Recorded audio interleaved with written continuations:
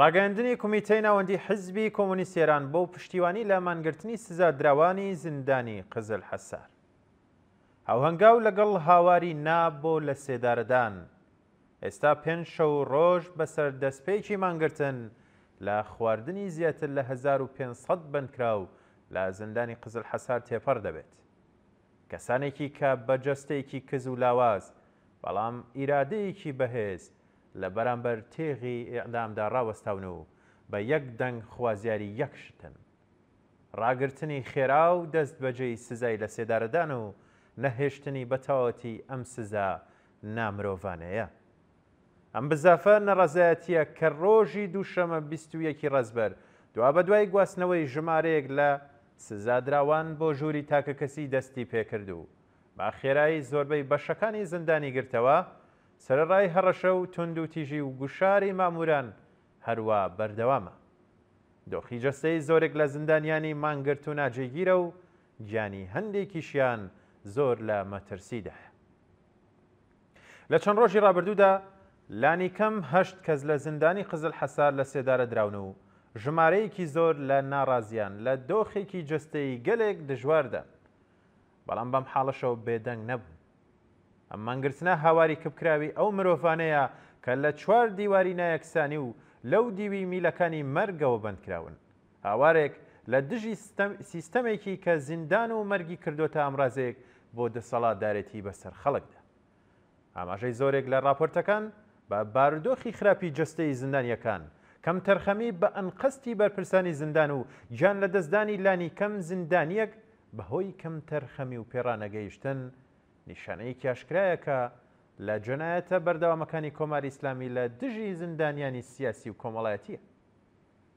ئامارە هەژێنەرەکانی بەرپرسانی ڕەوتی لە سێدارەدان لە وڵاتدا وجدانی گشتی ئازار دەدات.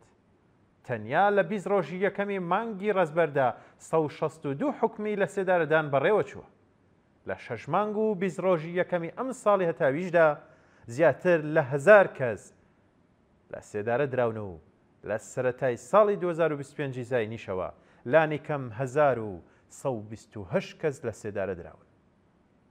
ئەم شەپۆلی لە سێدارەدانە نەک وەڵامدانەوە بە تاوان و دادپەروەری بەڵکو و ئامرازێکە بۆ زاڵکردنی ترس و سەرکوتی ناڕزایەتیە کۆمەڵایەتی و پاراستنی دەسەڵاتێکی کە لە گێژاوی چەندین قەیرانی ئابووری و سیاسی و بەڕێوبەریدا گرفتار بووە.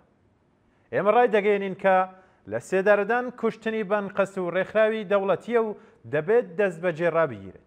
سیاسەتی ترس و تۆقاندن و کوشتاری بە کۆمەڵ نەکەر نابێتە هۆی ئەمنیەت و دادپەروەری بەڵکو و قەیرانە کۆمەڵایەتی و ئەخلاقیەکان قوڵتر دەکاتەوە.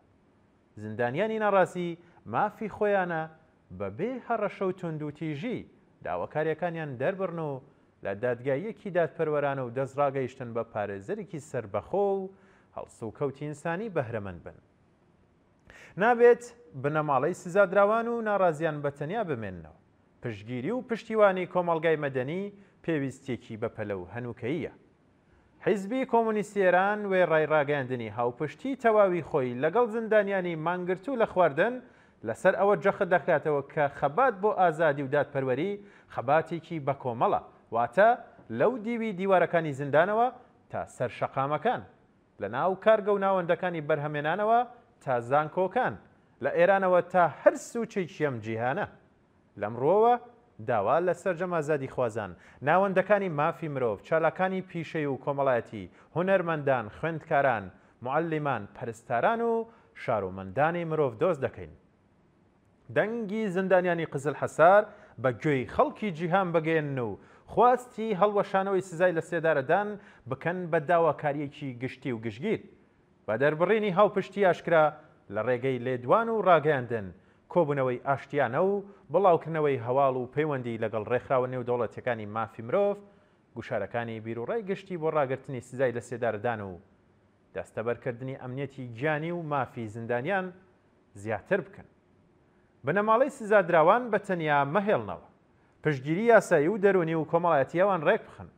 ئەم مانگرتنە لە خواردن تەنیا ئەناڕزایەتیەک نییە لە پشتمیلەکانی زیندانەوە، بەڵکو نەبەردێکە لە پێناو ژیان و کەرامەتی مرۆڤ و دادپەروەریدا. زیندانیانی قزل حەسار بەڕاوەستاوی خۆیان پێمان دەڵێن کە خۆڕاگری زیندووە و دیواری ترس دەبێت تێک بشکێندرێت. زیندان ئەشکەنجە و لە سێدارەدان ناتوانێت ئیرادەی جەماوەر بۆ ئازادی تێک بشکێنێت. ئێستا کاتیەوەیە ئەم پەیامە بە دەنگێکی بەرزتر ڕابگەێنین و بەربڵاوتری بکەین. بۆ پێشەوە تا هەڵوەشانەوەی بەتەواوەتی سزای لە سێدارەدان و ئازادی سەرجەم زیندانیانی سیاسی. کۆمیتەی ناوەندی حزبی کۆمۆنیستی ئێران 16 ئۆکتۆبەری 2025 24 ڕەزبەری 1404 هەتاوی.